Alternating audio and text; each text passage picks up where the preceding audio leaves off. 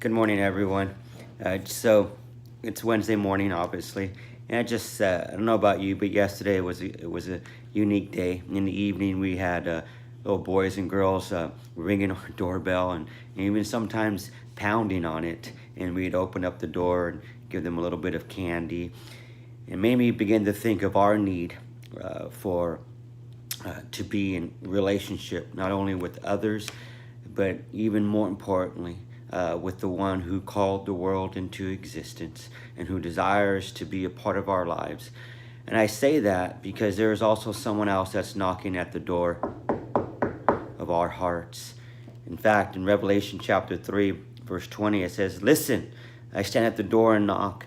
If anyone hears my voice and opens the door, I will come in to him and have dinner with him and he with me." That is a fellowship. And so it's interesting that in this passage, the Lord Jesus says he does what he does not do is open up the door and invites himself in. He doesn't break down the door. He knocks on the door, and it's a steady knock. And in this passage, I want to challenge you to hear the invitation of fellowship.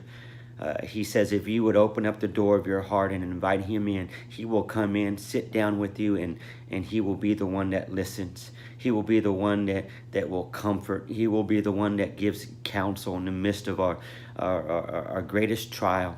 And he desires a deep fellowship with you and I.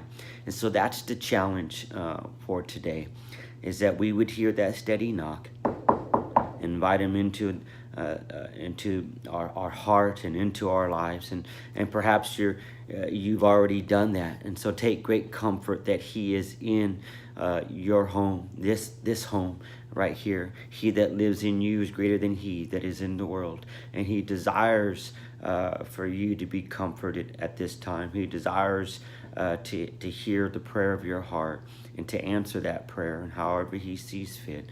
And so I pray and challenge perhaps those that have never invited him in, that you would hear that steady knock, and that you would open up the door and invite him into your heart, and by simply confessing the things of our lives, what we would call sin, and believing in the Lordship. In other words, believing that he has conquered our greatest fear, which is death, and he desires to be in constant communion with you, or fellowship, and wants to be with you for all eternity. So invite him in. If you've already done that, then take great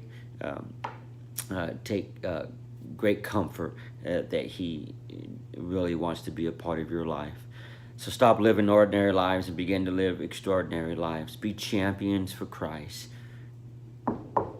He wants to be a part of your life. Invite him in. God bless.